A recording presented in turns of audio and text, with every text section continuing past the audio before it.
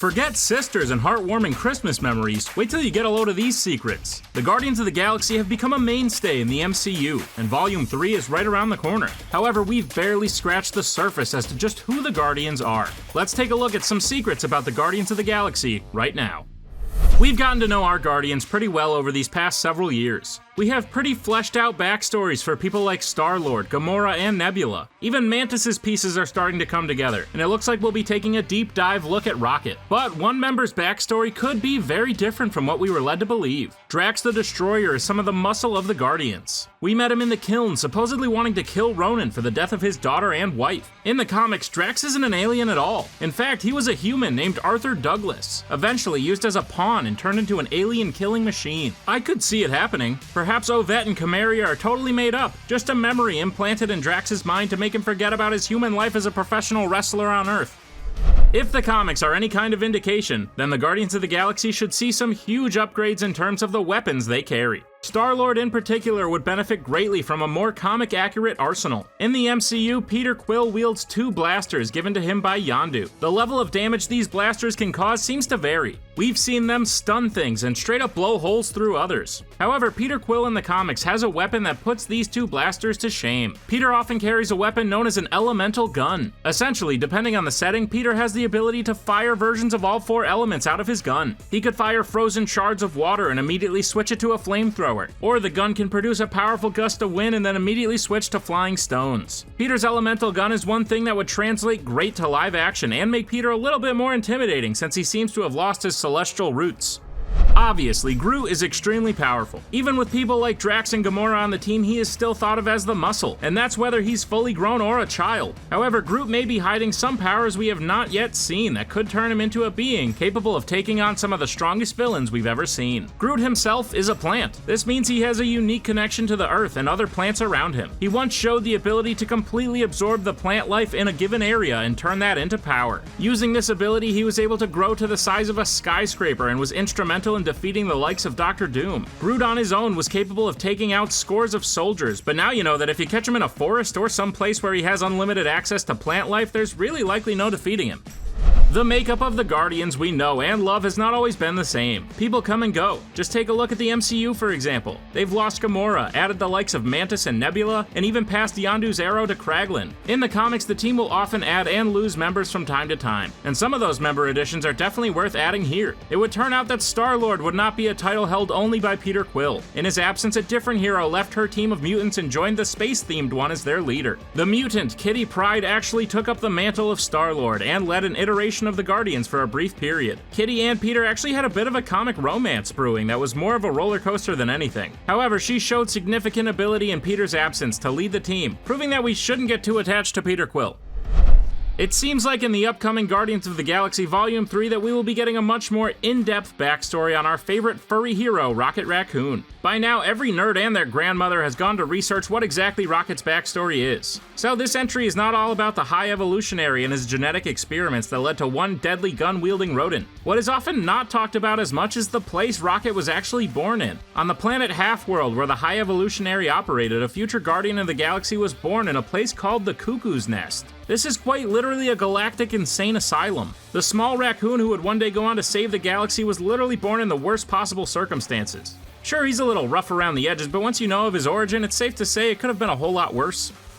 This one may not be a super huge secret, but hey, some of you newer, more casual fans might learn something. The Guardians of the Galaxy that we know, led by Star-Lord, complete with deadly alien assassins, a trash panda, and a tree, was not the first iteration of the team. They actually got their name from the first version, which we in fact have already seen in the MCU.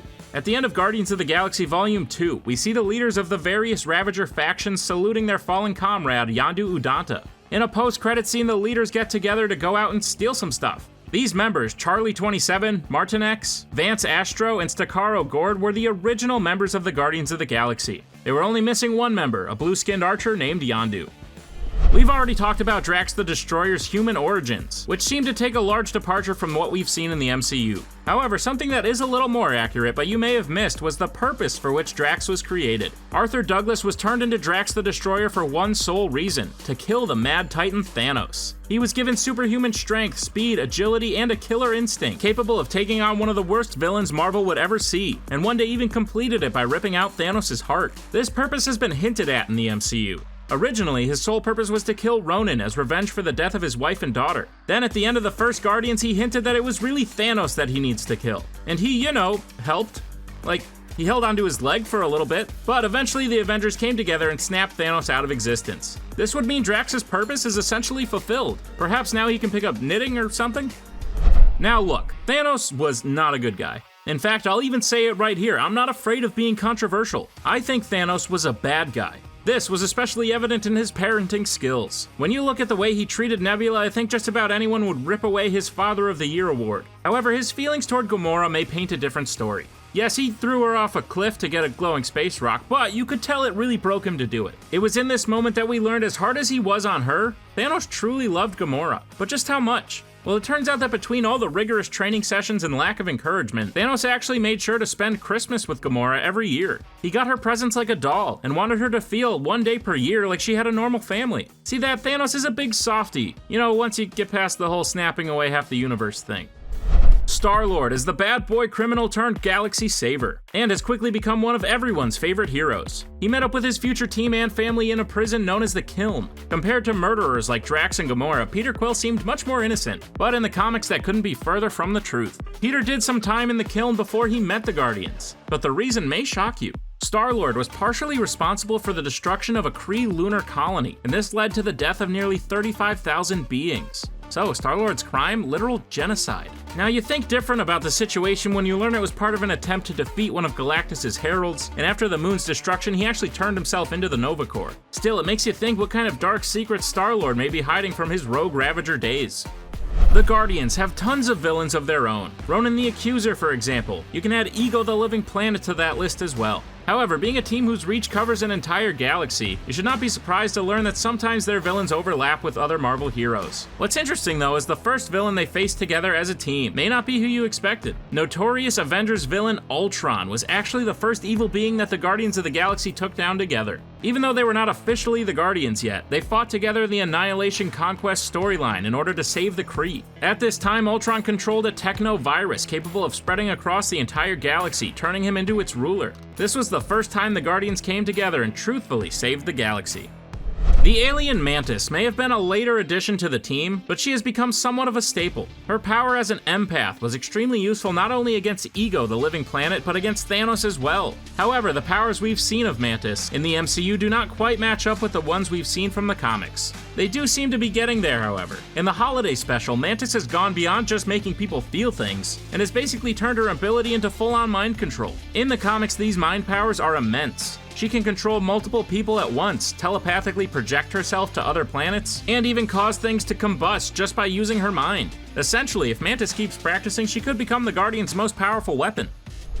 So now that you've learned Mantis had much greater power than we believed, it's time to learn what it was used for. The Guardians may not have formed as traditionally as other teams. Following their first team-up against Ultron in the Annihilation Conquest event, the world needed heroes. So instead of taking the time to, get to know someone, thoroughly do background checks, have them join your team, Star-Lord instead decided to use Mantis' powers to convince the likes of Drax, Gamora, and Rocket to join his team. That's right, the original Guardians of the Galaxy formed because more than half of them were brainwashed into doing so. Eventually, they learned to forgive Quill for this start, but it certainly puts a different perspective on things. Turns out there's more than one secret that surrounds the Guardians' perhaps most lovable member, Groot. He may not seem like the smartest. In fact, in the duo, many would say that Rocket is the brains and Groot is the brawn. However, the comics may say something else. Even though Groot is unable to articulate clearly the inner workings of his mind, you may be surprised to learn that Groot is actually a genius. It turns out that Groot comes from a noble lineage on his world and grew up with an excellent education that made him an expert in quasi-dimensional superpositional engineering. I know what you're thinking, and yes, on his world that field is just called I Am Groot.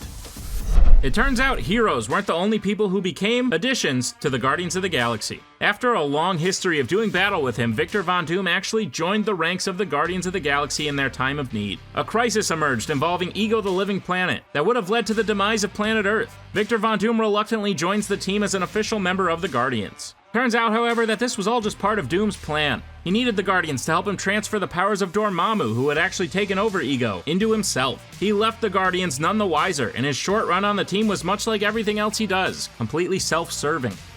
We've learned of Peter's lineage extensively in Guardians of the Galaxy Volume 2, and a twist was revealed that Peter's father was actually the Celestial, Ego the Living Planet. This definitely made him a more powerful and unique being than we originally thought, but it was also very different from his comic origin. In the comics, Star-Lord is special for another reason. His true father is actually Emperor Jason of the Spartax Empire, who wants his son to stop traveling the galaxy and begin training to take over. Unfortunately, the Spartax Empire definitely doesn't follow the same heroic path as the Guardians, so Star-Lord is quite reluctant to follow in his father's footsteps. However, he is technically heir to the throne of a galactic superpower, and his name, Star-Lord, actually comes from his royal position in the Empire. So it's at least nice to know that if he ever wants to settle down, he has a whole empire to fall back on.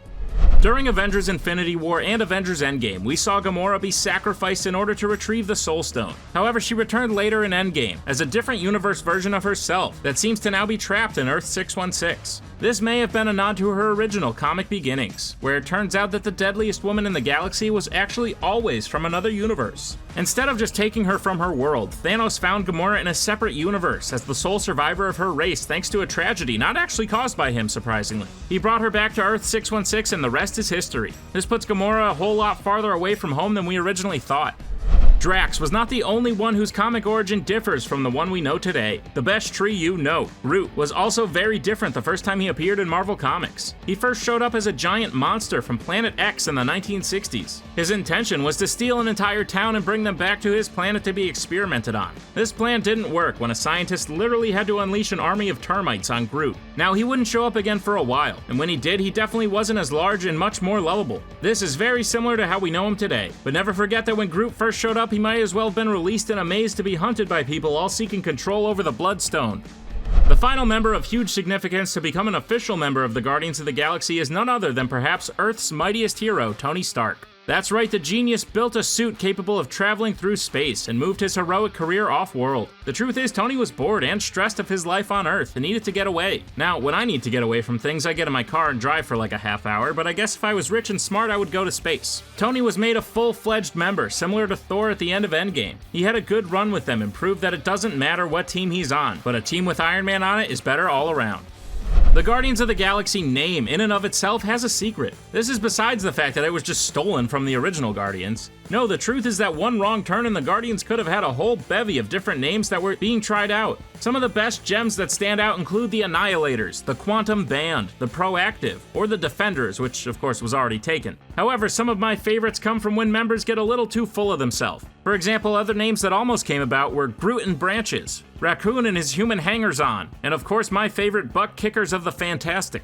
It turns out that Doctor Doom isn't the only villain that the Guardians have had to put their differences aside with in order to face a larger threat. When their friend and teammate Adam Warlock could not control his alternate self known as the Magus, the Guardians had to turn to someone they really would have rather not. Kang the Conqueror assisted the Guardians in defeating the Magus, who was possibly a bigger threat than even himself. He gave the Guardians control of a cosmic cube that allowed them to go back in time before the Magus had nearly destroyed the world. This led to a brutal end for many of the Guardians and Adam Warlock himself, but conveniently Kang got out scot-free. Based on his intentions in the MCU, I doubt we'll be seeing the Guardians follow through with this comic storyline anytime soon.